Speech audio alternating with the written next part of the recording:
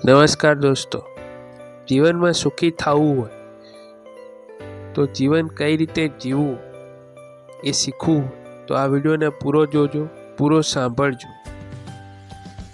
ભગવદ્ ગીતા 16મા અધ્યાયનો સારાંશ। અભય અંતકરણની શુદ્ધિ, જ્ઞાન અને યોગને વિશે દૃઢ નિષ્ઠા, ઇન્દ્રિયો પર કાબુ, દાન, તપ, શરીર, મન, વાણીની પવિત્રતા, અભિમાન, ક્રોધ, અહિંસાનો ત્યાગ, શાંત, દયા, ક્ષમા, ધૈર્ય, અંતકરણની કોમળતા, લજ્જા વગેરે ગુણો દેવી સંપત્તિવાળા મનુષ્યના લક્ષણો છે। દેવી સંપત્તિ મોક્ષ આપનારી છે, જ્યારે દર્પ, ગર્વ, અભિમાન, ક્રોધ, કઠોરતા અને અજ્ઞાન આ ગુણો આસુરી સંપત્તિવાળા મનુષ્યના લક્ષણો છે। આસુરી સંપત્તિ બંધનમાં નાખનારી છે। અસુરી સંપત્તિવાળા અજ્ઞાની હોય કામનાઓ ભોગવવા સિવાય આ જીવનનો બીજો કોઈ હેતુ નથી એવું માને છે। આથી કામનાઓ પૂર્ણ કરવા માટે ધન મેળવવા પાપાચારમાં જ હંમેશા તત્પર રહે છે। તેઓ પોતાને સર્વાધીશ, સર્વસમર્થ, બલવાન, સિદ્ધ અને સુખી સમજે છે ને મારા સમાન આ જગતમાં બીજો કોઈ નથી એમ માને છે।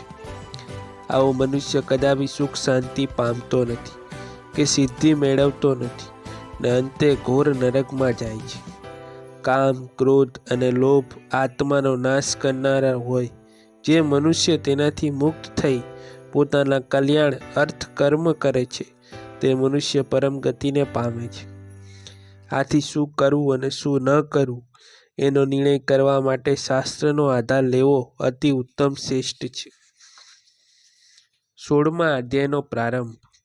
ભગવાન શ્રી કૃષ્ણ કહે છે, નિર્ભયતા, અંતકરણની શુદ્ધિ, જ્ઞાન અને યોગને વિશે દૃઢ નિષ્ઠા, સાત્વિક દાન, ઇન્દ્રિયો પર કાબુ, યજ્ઞ, વેદભ્યાસ, તપ, કર્તવ્ય પાલન માટે કષ્ટ સહેવું, શરીર, મન અને વાણીની સરળતા, અહિંસા, સત્ય ભાષણ, ક્રોધનો અભાવ, સંસારની કામનાનો ત્યાગ, શાંત અંતકરણ, રાગ દ્વેષ રહિત હોવું, ચાડી ન કરવી, પ્રાણીઓ પર દયા, સાંસારિક વિષયોના ન લલચાવું, અંતકરણની કોમળતા, લજ્જા, અકર્તવ્ય કરવામાં ચપળતાનો અભાવ, તેજ, પ્રભાવ, ક્ષમા, ધૈર્ય, શરીર અને મનની પવિત્રતા, વેરભાવરહિતપણું, અદ્રોહ અને અભિમાનનો અભાવ, આ ગુણો 26 ગુણો। હે અર્જુન, દેવી સંપત્તિ તરફ વળેલા મનુષ્યના ઉત્પન્ન થાય છે। હે પાર્થ, દર્ભ કરવો, ગર્વ કરવો, અભિમાન કરવું, ક્રોધ કરવો, કઠોરતા રાખવી અને અજ્ઞાના ગુણો આસુરી સંપત્તિ તરફ વળેલા મનુષ્યમાં ઉત્પન્ન થાય છે। દેવી સંપત્તિ મોક્ષ આપનારી અને આસુરી સંપત્તિ બંધનમાં નાખનારી માનવામાં આવેલી છે।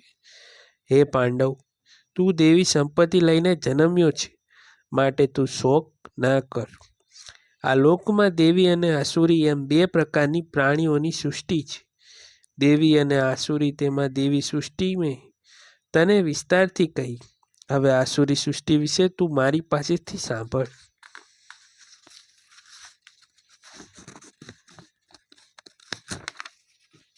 આસુરી પ્રકૃતિવાળા મનુષ્ય શું કરવું યોગ્ય પ્રવૃત્તિને અને શું ન કરવું યોગ્ય નિવૃત્તિને જાણતા નથી। તેઓમાં પવિત્રતા, શ્રેષ્ઠ આચરણ કે સત્ય પાલન હોતું નથી। તેઓ કહે છે કે આ જગત અસત્ય, આધાર વિનાનું અને નિયંતા ઈશ્વર વિનાનું છે। તે કેવલ સ્ત્રી પુરુષના સહયોગનું ઉત્પન્ન થયેલું છે, એટલા માટે કામનાઓ ભોગવવા સિવાય તેનો બીજો શો હેતુ હોય।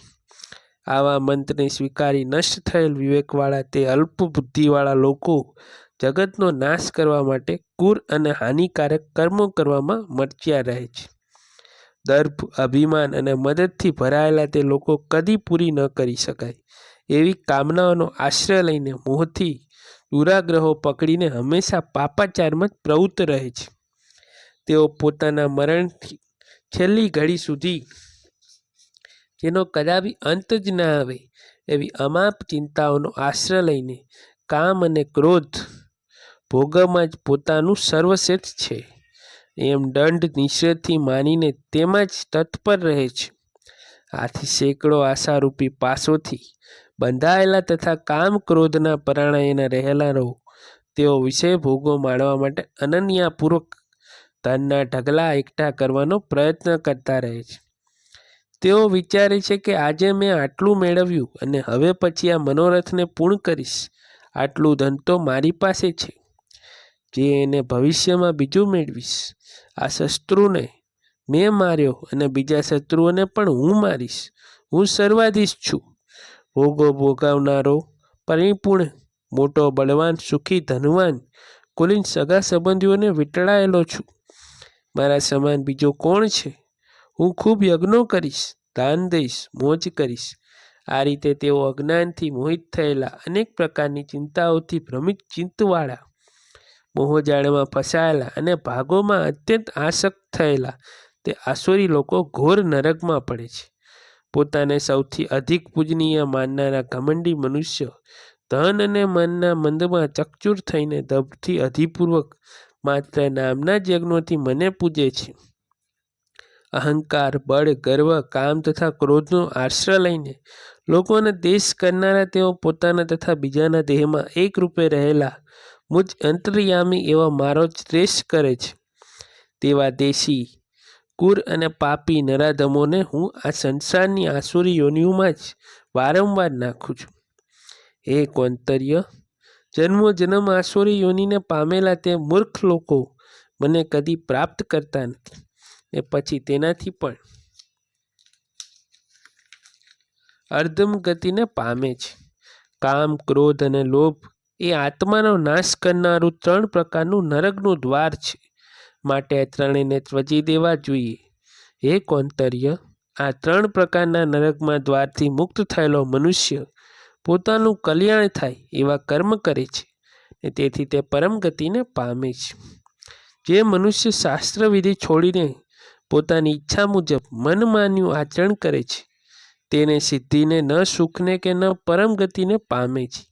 તેથી શું કરવું અને શું ન કરવું એનો નિર્ણય કરવામાં તારે માટે શાસ્ત્ર જ પ્રમાણ છે.